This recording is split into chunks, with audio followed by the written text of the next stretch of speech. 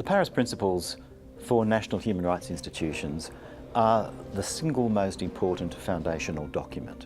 They establish the international basis for national human rights institutions. They're not maximum standards or aspirational standards, things we should aim to do, but they establish the bare minimum of what is necessary for a national human rights institution to be effective in its work. There really are half a dozen key elements in the Paris Principles. The first is that a national human rights institution must be independent. So national institutions must demonstrate that they are independent both of the executive government and of other elements in society, and sometimes that independence is problematic. And I guess the best way I could describe it is that national institutions which relied on funding from the government have to balance between what is often an advisory role to government, but sometimes need to be an adversarial role. And so a number of components of the Paris Principles address this important issue of independence.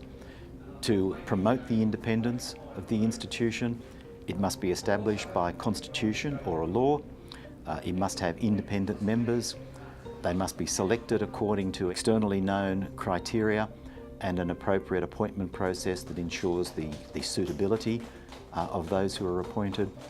And they should be appointed for a term and not be capable of being dismissed except for the most serious reasons like criminal convictions. The element of accessibility is extremely important. It's not highlighted in the principles, but the whole point about a national human rights institution is that it must be accessible to people in society who may not necessarily have access to the courts or who might find the courts intimidating. The requirement of pluralism is an important requirement so that the institution reflects the broader composition of the society. Well, we're required, in fact, by the Paris Principles to have regard to pluralism, but of course you can't go very far in a small office.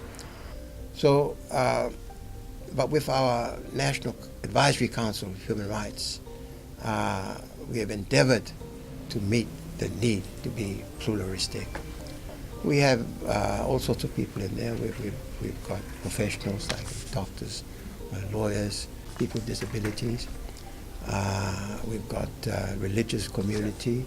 I've reserved a place for the Fa'afafine Association. Gender equality in Samoa is not just about male and females. There's also a third group, which we just commonly label as or name as Fa'afafine. But pluralism is also about a way of working. It's about the way in which we approach our job and how we relate to the broader community. By ensuring through our projects, our collaboration with civil society, advisory committees of one kind or another, that the Commission or the institution is open to the wide diversity of views amongst the various social groups. Other kinds of criteria in the Paris Principles are broad functions, broad powers, enough to carry out the functions, adequate resources, commensurate in one way or another with the resources available in the country as a whole.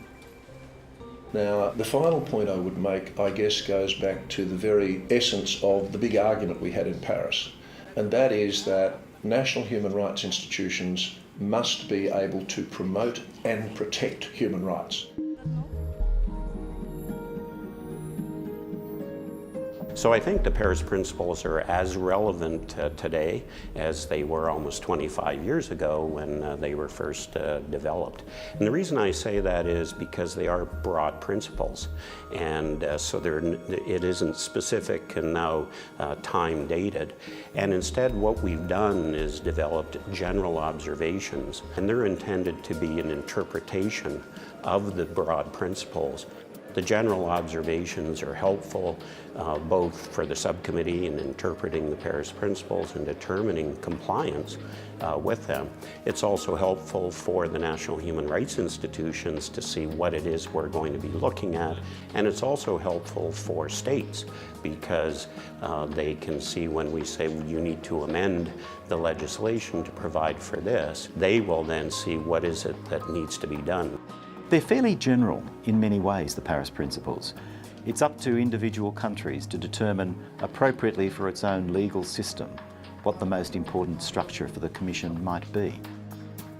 And so basically I think we have to form our act may not be as perfect as others, but at the end of the day, I think the group, our peer group in the ICC, the re-accreditation group will look at your performance.